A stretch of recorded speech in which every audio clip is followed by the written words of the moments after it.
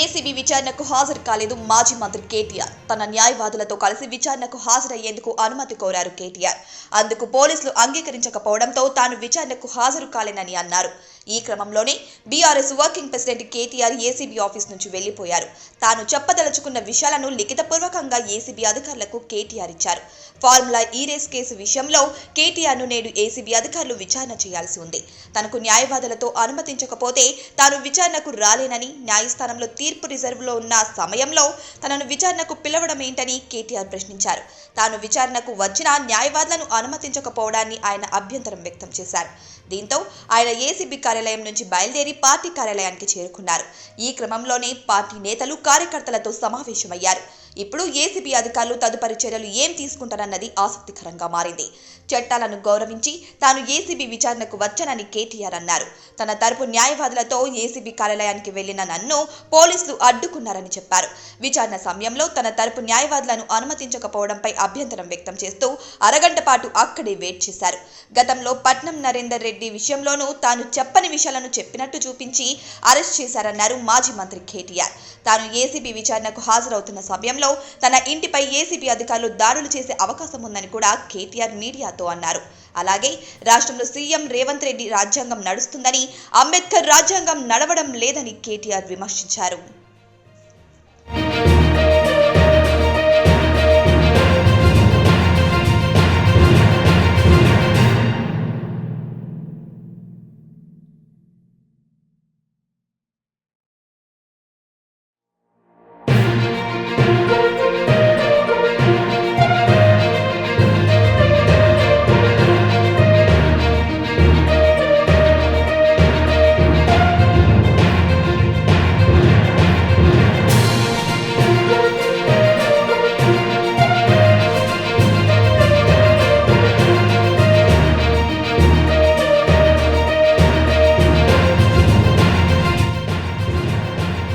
ACB విచారణకు హాజరు కాలేదు మాజీ మంత్రి కేటీఆర్. తన న్యాయవాదులతో కలిసి విచారణకు హాజరయ్యేందుకు అనుమతి కోరారు కేటీఆర్.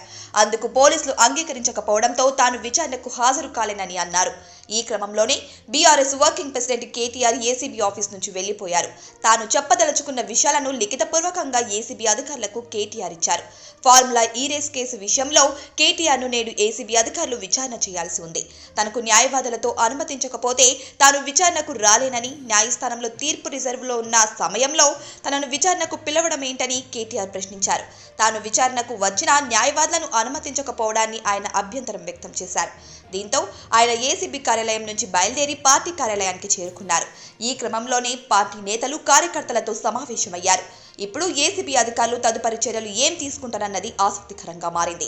చట్టాలను గౌరవించి తాను ఏసీబీ విచారణకు వచ్చానని కేటీఆర్ అన్నారు. తన తరపు న్యాయవాదులతో ఏసీబీ కార్యాలయానికి వెళ్లిన నన్ను పోలీసులు అడ్డుకున్నారని చెప్పారు.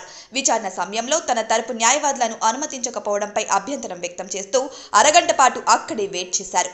గతంలో పట్నం నరేందర్ రెడ్డి విషయంలోనూ తాను చెప్పని విషయాలను చెప్పినట్టు చూపించి అరెస్ట్ చేశారన్నారు మాజీ మంత్రి కేటీఆర్. తాను ఏసీబీ విచారణకు హాజరవుతున్న సమయంలో తన ఇంటిపై ఏసీబీ అధికారులు దాడులు చేసే అవకాశం ఉందని కూడా కేటీఆర్ మీడియాతో అన్నారు. అలాగే రాష్ట్రంలో సీఎం రేవంత్ రెడ్డి రాజ్యాంగం నడుస్తుందని, అంబేద్కర్ రాజ్యాంగం నడవడం లేదని కేటీఆర్ విమర్శించారు.